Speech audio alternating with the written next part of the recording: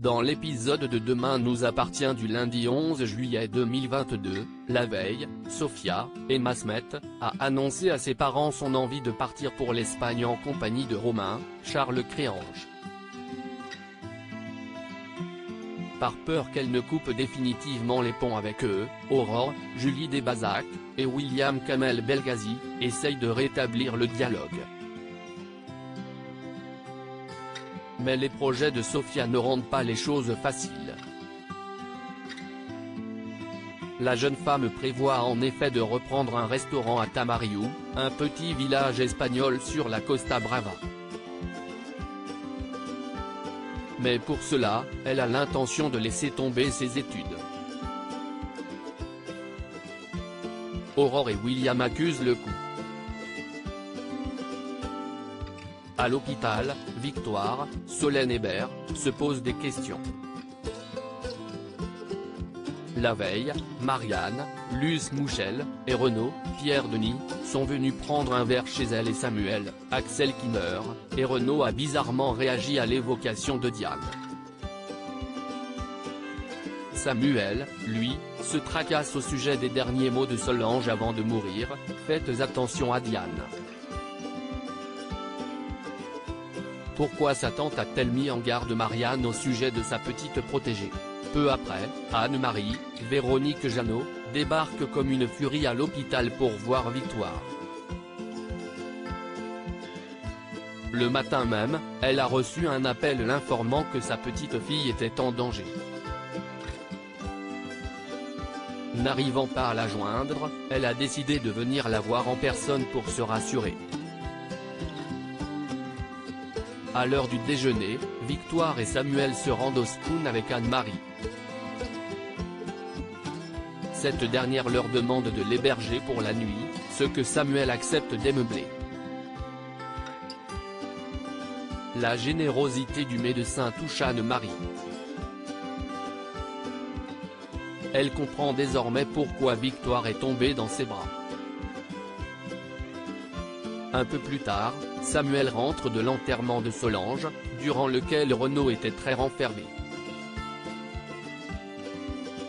Victor Brunet veut racheter le mât d'Alex après avoir appris la liaison de Robin, Dominique Guillot, et Bénédicte. Honorine Magnier, Aurore encourage cette dernière à dire la vérité pour laver Robin des soupçons qui pèsent sur lui.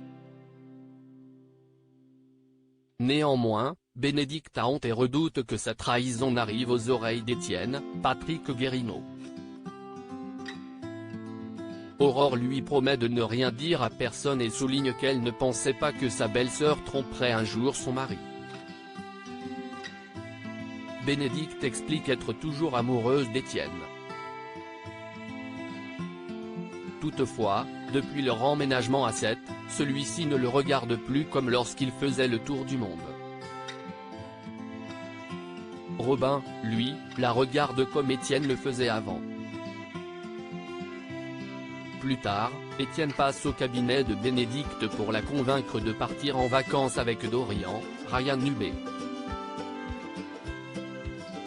Leur conversation est alors interrompue par Robin, qui souhaiterait parler avec Bénédicte en privé. Une fois avec elle, il la remercie d'avoir dit la vérité à la police. Le couple échange un baiser. Sur le conseil d'Aurore, Bénédicte se rend au commissariat et dit la vérité à Martin, Franck Monsigny. Sorti d'affaire, Robin est libéré. Au même moment, Justin Pogé passe au poste de police pour pointer. Lassé de devoir se présenter chaque jour, il demande à Georges, Mayel El Ajaoui, des nouvelles de l'enquête. Un peu plus tard, son téléphone sonne. Au téléphone, il assure à son interlocuteur que la police n'a rien contre lui et lui demande de passer à l'acte au plus vite. Justin est-il donc complice du véritable saboteur du mât? Au même moment, Robin retourne au mât et annonce à son frère que la femme qu'il aime l'a fait libérer. Alex, Alexandre Brasseur, lui reproche de leur cacher des choses, forçant Chloé, Ingrid Chauvin, à intervenir pour le calmer. Peu après, Victor Brunet, Farouk Bermouga, arrivent au match. Ayant eu vent des difficultés financières des Delcourt Bertrand, il leur propose de leur racheter toute l'exploitation.